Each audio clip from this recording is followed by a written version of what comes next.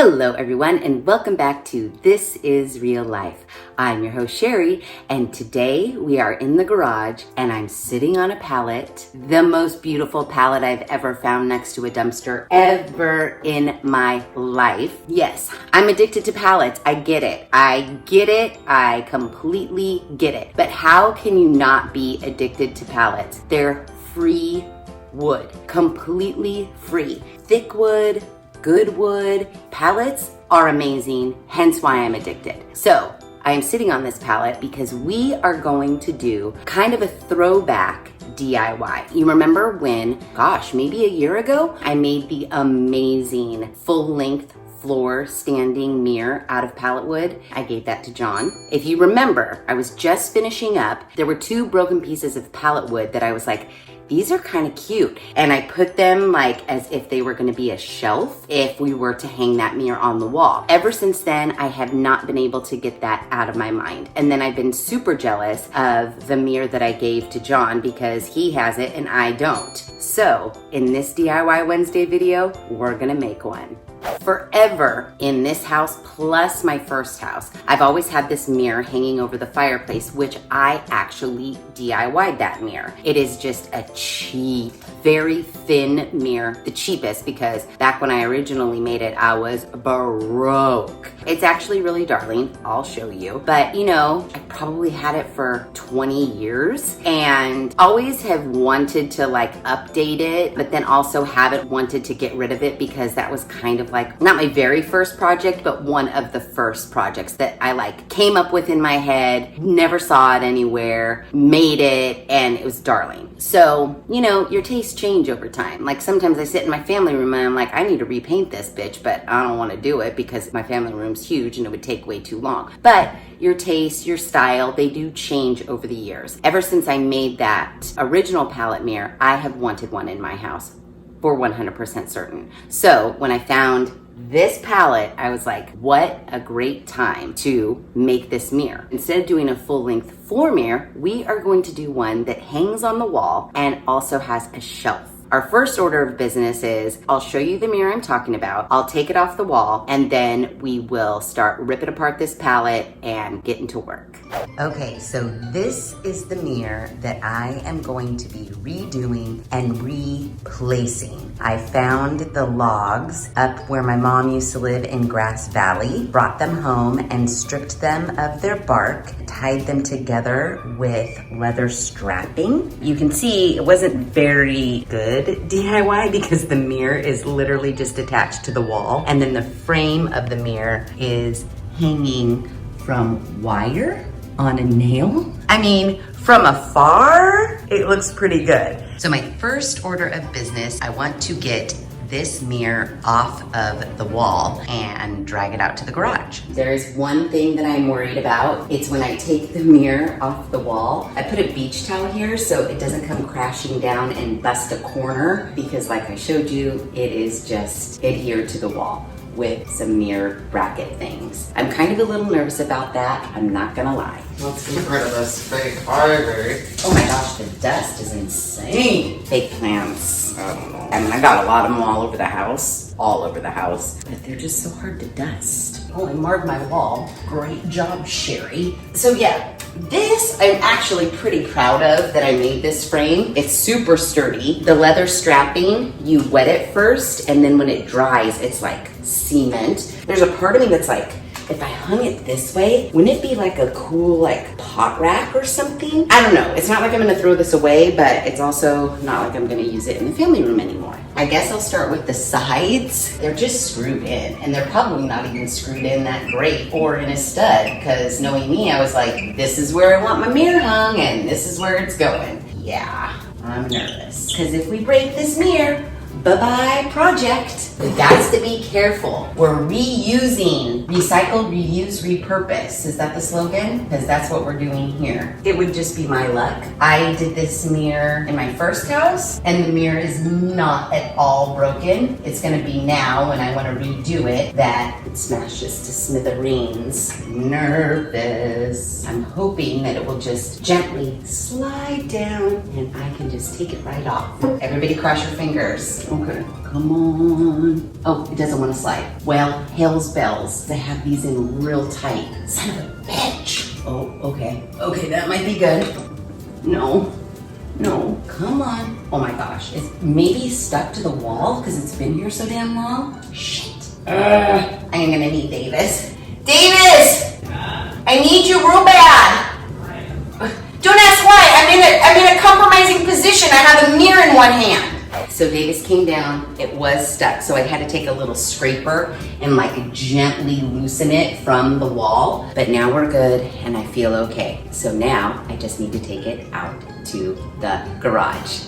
Okay, so mirror is off of the wall and it's just waiting now for its beautiful pallet frame. So you know the drill. I gotta take apart this pallet. You've seen me do it on a couple other pallets. Not a difficult task, it's just a strenuous task. And looking at this pallet, there are nails upon nails upon nails. And it is super hot outside right now and I am going to get super sweaty taking apart this pallet. But we gotta take it apart if we want the free wood. So let's get to it.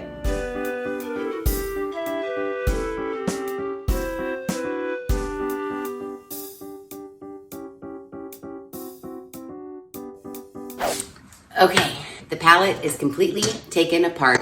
It didn't take that long at all, actually, because what looked like a bunch of nails was actually reused wood that they sawed the nails off. So the nail heads are in the top of the wood, but they're sawed off from the bottom of the wood. And I am of the double hammer method. You use one as like your, and then you pound this in and then.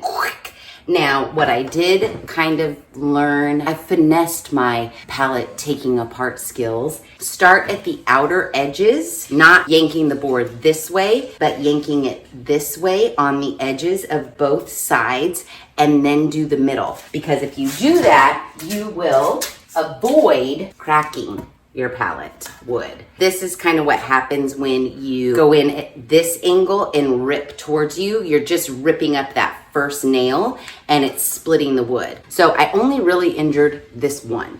What is totally great, this pallet has these two random pieces of darker wood. Don't ask me why, but I love them. And I'm gonna try to incorporate these two in the mirror somehow. That's that. I'm super sweaty. I need to put all of my nails in the trash, then get to work on some measuring and how we're gonna lay this out.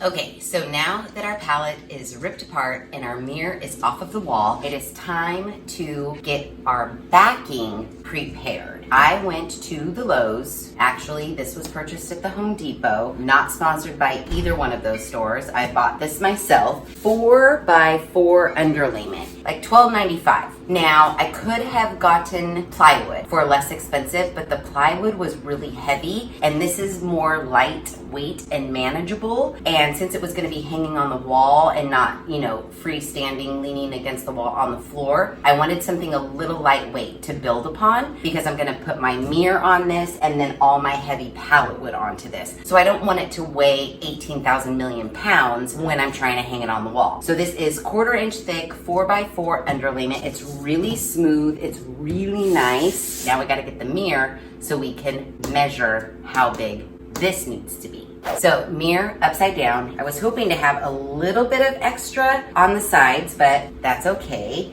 I don't. So we're just gonna make our design accordingly. Just picking my favorite pieces. It looks like I'll go ahead and do one piece down each side because that's all my underlayment will fit. So we're gonna do 1, 1, 2, and 2. So I know I don't have to cut the length of my underlayment. I'm just gonna have to cut the width, which will be one straight cut once I get this all laid out. Like I said, I do wanna incorporate these because I just think they're so cute. Like if I did something like that, is that like too planned? What if we nudged this up? It's just about finding like a pattern that you think is cute.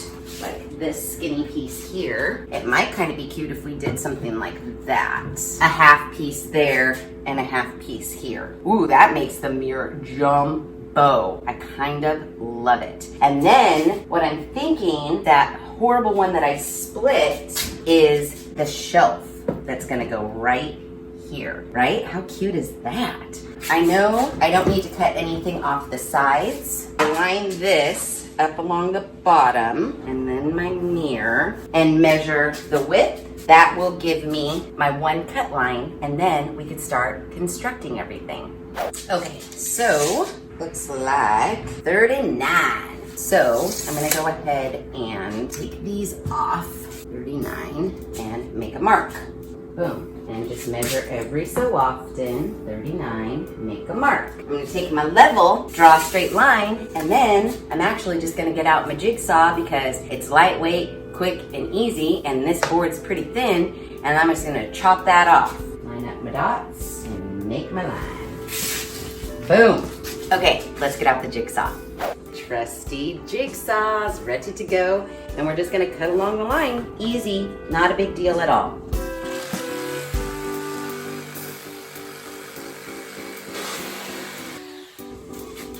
Voila. Okay, I brought the mirror back on because I need to know where this needs to be placed to glue it all together. So we gotta like reconstruct it to unconstruct it to mark it to glue it. That's all. I'm gonna use this one as a bottom or a top. I'm gonna butt this up to the edge. I'm gonna put this one up to the bottom edge as well. Oh, cobwebs. Perfect. Now I want to put on my bottom pieces so I know where the top is going to be. Love it so much. Now I do want to leave a gap where I want to put my shelf between the mirror and the board, so the board isn't resting on the mirror, it's resting on the backer. Oh yeah, like that. Everything's coming together. You know what would be smart? Because I know this side is good, so I'm gonna measure up from the bottom to this corner of the mirror and then mark that so I know that I'm straight, because right now looking at it, I feel like my mirror is placed crooked. Yeah, my mirror is definitely crooked. Oh, by a lot. I'm gonna go 9 from the bottom because that's where I like the mirror edge there. Yes, so that is I'm gonna put a little B here for bottom. What does that leave me at the top? 9. Great. Okay, that seems good to me. Yay, now we know where our mirror goes. So for the whole rest of the assembly of this super quick wall mirror, I'm gonna take everything to the floor. You know that's how I like to work. And for drying time, I don't want to have to worry about moving it off my sawhorses. I'm gonna move my mirror and then get these sawhorses out of the way. And I went in because I had to hydrate because it's so damn hot out here, and looked at the clock, and I think I might always say this, I've only been in the garage for 2 hours, and like literally we're almost done. Now, here's where things could get a little dicey. I knew I had some leftover mirror glue from the last mirror we made, as I mentioned, a year ago. Here is that glue. PL Proline 530 mirror, marble, and granite. It has been sitting in the cupboard ever since I used it the last time. I've never used it again. It was smart, and I stuck a little stick in it. Okay, oh, this is a good sign. The stick is coming out. That's good. We want this piece to be dust-free. I want to think good thoughts and believe that this glue is going to come out of here. And then put this glue down in the inside of where my marks are for my mirror. So how do I make this go? And again, I don't even know if I used all of it. I have no clue.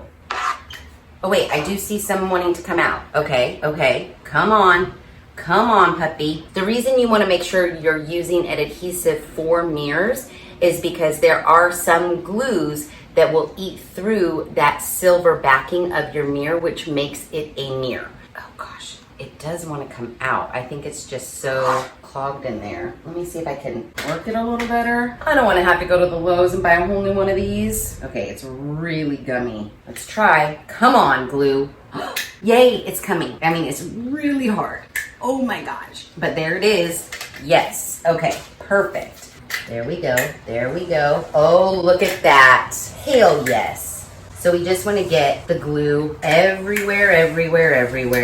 Yay.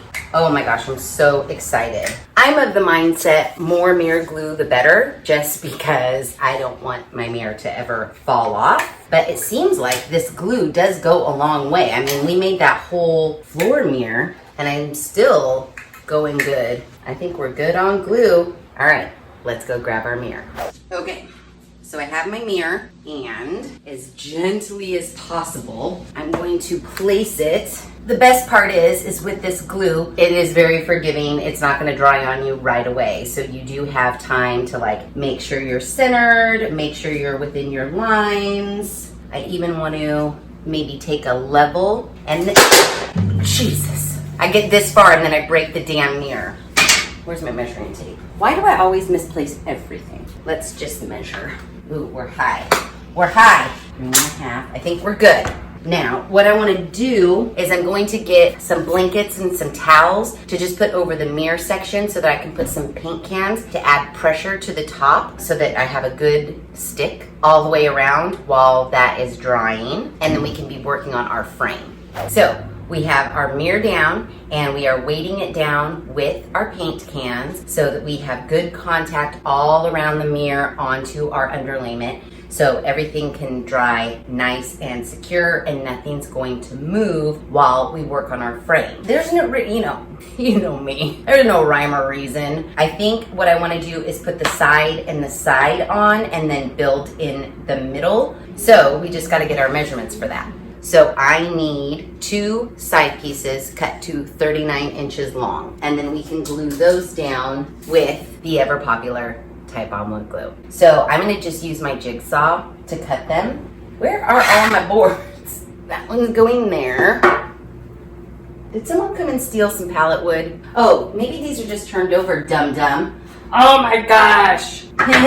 Whoops. Like anybody in my neighborhood would come into my garage and steal my pallet wood. And I don't know what this is, like what was sitting on here. If it were like, you know what it kind of reminds me of, and it would stand to reason. This looks like the tar rolls that they do roofing with. It looks like those were sitting on here, and that's what made these tar type circles. And you know me, I love the natural palette. Some of you might hate this, and that's okay. It's free wood. You could sand it, you could paint it. I love when we create things that had another life and it's something new, looks amazing, and you can still see glimpses of that other life. That's what I love. That is not everybody's style. I get it. This is just a way to get your creative juices flowing as far as like, hell yeah, there's a palette right over there. And I have a spare mirror, or I found a mirror, or where I actually got this mirror, we have a mirror and glass place here, and they will cut any mirror or glass that you need to size. Now this mirror, like I said, it was the cheapest mirror they had. It is very, very thin. I just said, give me your cheapest piece and cut it to this size, and they did. It hasn't been bad, just screwed right into my wall, but now that it's on underlayment, I feel a little bit more secure about it. At least it will be easier to move. If you have a mirror that's maybe already in a frame that you don't really like the frame anymore, you could take it out of that frame and build a new frame out of pallet wood. You could sand this pallet wood, you could paint it, you could stain it, whatever you want. For next to nothing, you can bring new life into something that was old, you weren't really too fond of anymore, and maybe you were gonna get rid of it. Hence why I love the palette.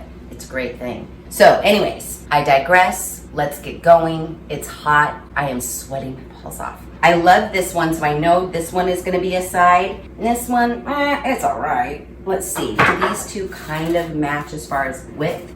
Yes, they do. Perfect. So what I say, we gotta cut these to 39.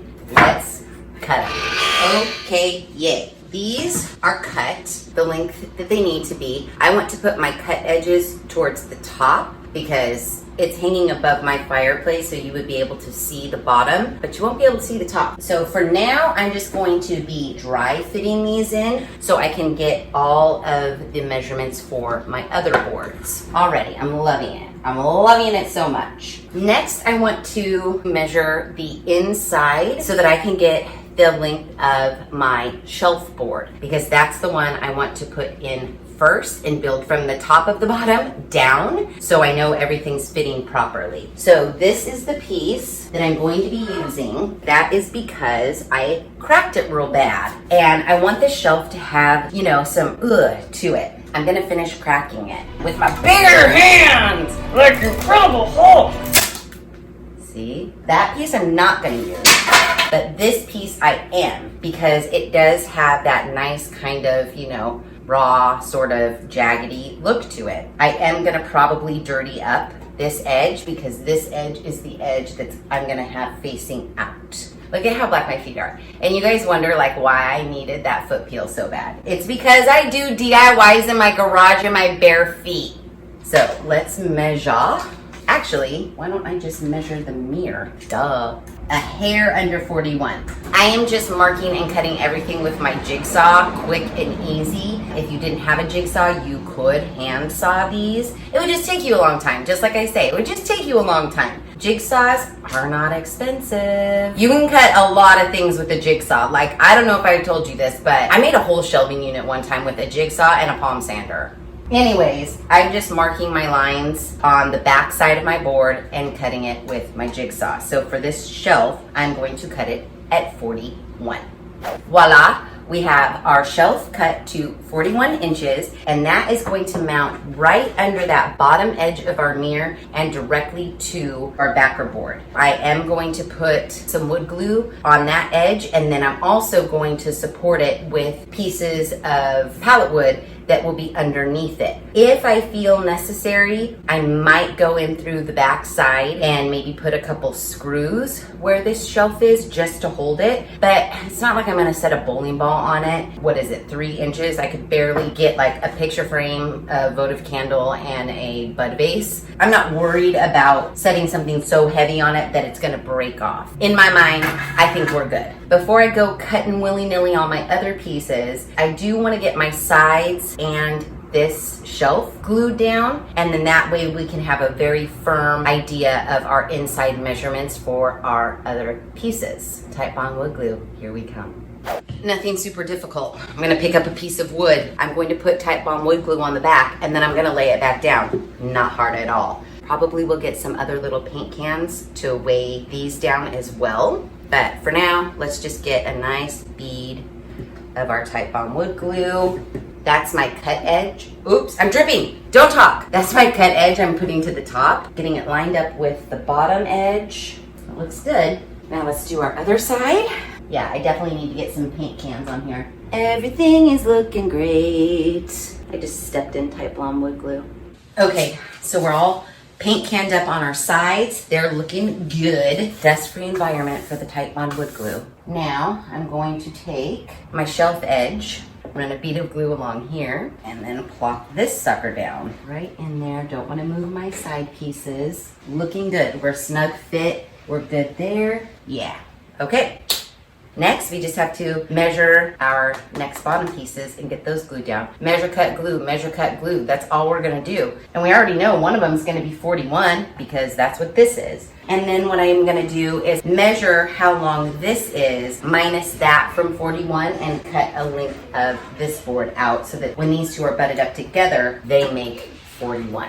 So I am up super close and personal because I'm going to whisper for a second. My across the street neighbors' kids came out front and decided to play on the squeakiest big wheel ever on the planet. Just no regard for DIY Wednesday. But it's a good thing that I finished when I did. I have cut all of my pieces to size, and now I just need to wood glue them on my backer board. And then we just have to wait for everything to dry.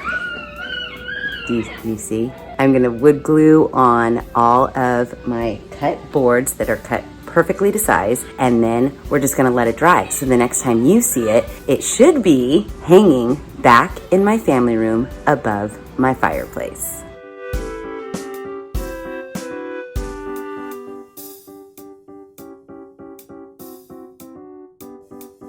Everything is weighted down, and now we wait. I mean, the wood glue is not going to take any time at all to dry, but I think the mirror adhesive said something like maybe 24 to 48 hours before it's completely cured and we can hang it. This is just going to sit in my garage for a day or so. So we'll be back and we'll see it in the family room.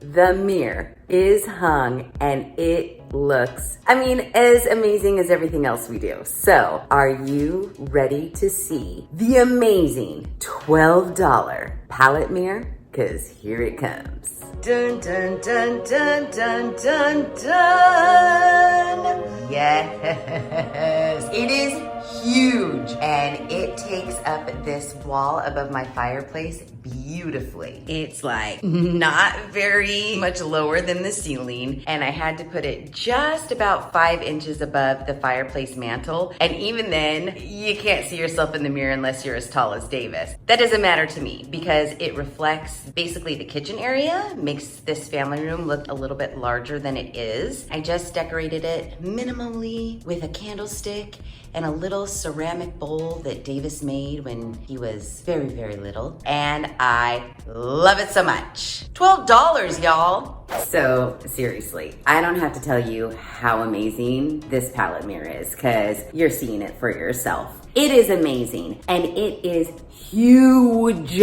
Final measurement width-wise was 48. I don't think I measured how tall it was, but as you can see, I can't see myself at all. So as far as like using this mirror to like check your hair before you go out the door, not gonna happen unless you put a step stool down, at least where I have it hung. But again, I don't mind it. The mirror that was here before, I really could only see like this much of myself in it, and that was if I stood on my tippy toes. I've never tried to use the mirror over my fireplace as a mirror to look at myself in. I just like it as a decorative element that reflects the room out there back at me.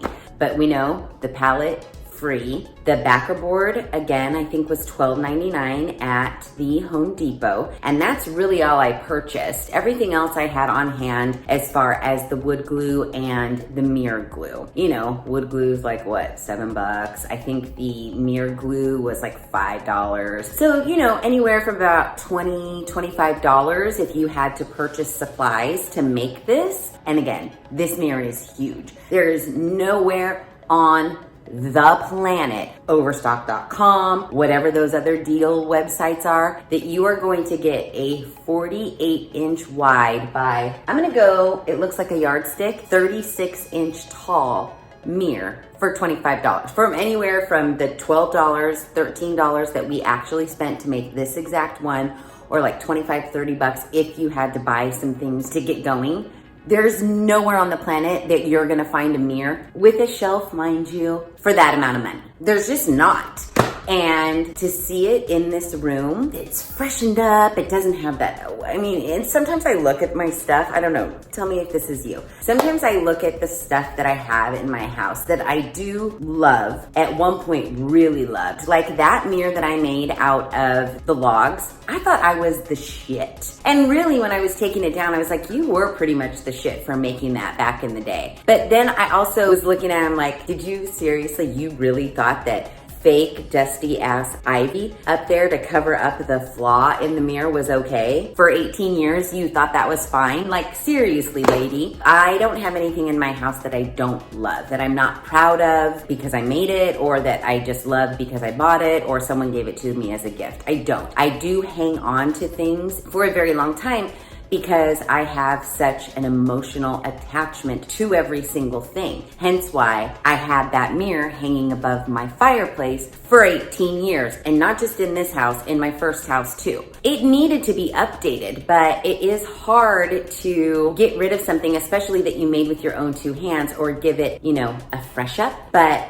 it was much needed, and I am so glad I did. And I am even more glad that it only cost me $12.99. I think this is what I fall into. When I first moved into this house, you know, I painted like I'm looking around. I love like warm, kind of earth tony colors. I want you to be able to come in here and not give a shit. Leave your shoes on. I don't give a shit. If you're comfortable, keep them on. If you want to take them off, take them off. The trap I fall into is that I decorated this house when I first moved in, and I look around and I still love everything, but my tastes have changed slightly, yet I find myself unwilling to make the change in the space. Because I look around and I'm still very proud of every room in this house, and like I said, I love everything, but that doesn't mean that things don't deserve a fresh up. Like this mirror, for example. It wasn't that hard to redo. You know, there is a little part of me, I mean, I guess it's like hoarder mentality maybe. The frame of it, like, can I turn it into something? Can I make, I don't need a freaking pot rack hanging from my ceiling, but here I am thinking like I don't want to throw it away. But why? I'm not using it anymore. There's no reason for it to be in the house. It has served its purpose. It's okay if I let it go. I've gotten my money's worth, and now I'm gonna get my money's worth out of this. Just taking something that maybe we've had for a really long time and even just slapping a new coat of paint on it. Like, these are the little things, like just take a look around and think to yourself, that right there, I'm gonna do something different with that right there. And once it's done, you'll be just so happy, and just this little thing is adding so much more life into the room, and it's making a much needed impact in this space. And guess what? We made it ourselves. Need I say more? I just find myself being so passionate about it. If you haven't made something yourself, no matter how big, no matter how small, if you haven't taken a minute and just tried to make something on your own and then stood back and look at the results of what you did, good or bad, the sense of pride you feel looking at it, there's almost nothing better. Like, you just stand back, like I stand back and I look at this and I'm like, motherfuckers, I made that. No, I didn't buy it. It looks amazing and I made it. And even if it didn't look that amazing, guess what? I still made it with my own two little hands. That feeling is awesome. That's all I'm saying. I think that's why I get very soapboxy about DIYs. To me, it doesn't matter what you're DIYing. Did you DIY a cleaning product? You're now spraying your house down with that cleaning product? You made that. That's amazing. Anybody can make anything. That's what I always say. You can do anything. We're amazing. So DIY something, would ya? And then tell me about what it was in the comments, and then tell me about how it made you feel. I mean, there are definitely trials and tribulations during a DIY project. I'm not gonna lie. I don't think something's gonna turn out and I wanna throw it away. Believe me, gosh, that Davis table comes to mind. Believe me, I've had many a breakdown in a DIY, but once everything's worked out and it's all said and done, I'm so proud of what I did. And then when you can stand back and look at something and be like, this massive thing that I know if we looked for online cost hundreds of dollars, we made for $12.99. That gives me the motivation and then the drive and the determination. And then when it ends up looking amazing, I'm like, suck it, everybody.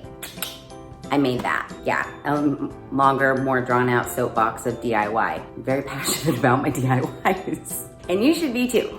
Do we need a side hustle? Do we need to start collecting pallets and making giant mirrors? How much would someone pay for a mirror like this? 48 by 36. We could even do the floor mirrors, the ones that lean against the wall. We know how to do those as well, and I think people would pay a fortune for those. I mean, seriously, are you calculating the markup? Because we would have to get the mirrors. I'm not quite sure how much actual this mirror costs. I'm just trying to calculate the markup. I see a side hustle coming on. Someone figure that out. This is real life mirrors for you to go out of pallet wood. Someone make up that business card. And who doesn't need a side hustle right now, right? If you like this video, please be sure to give it a big thumbs up. If you haven't done so already, please subscribe to the channel. Be sure to ring that notification bell so that you are alerted to all of the very passionate DIY Wednesday videos I push out, which is every other Wednesday at 5:30 Pacific Standard Time. Make sure you share this video with your family and friends. And as always, thanks for hanging out.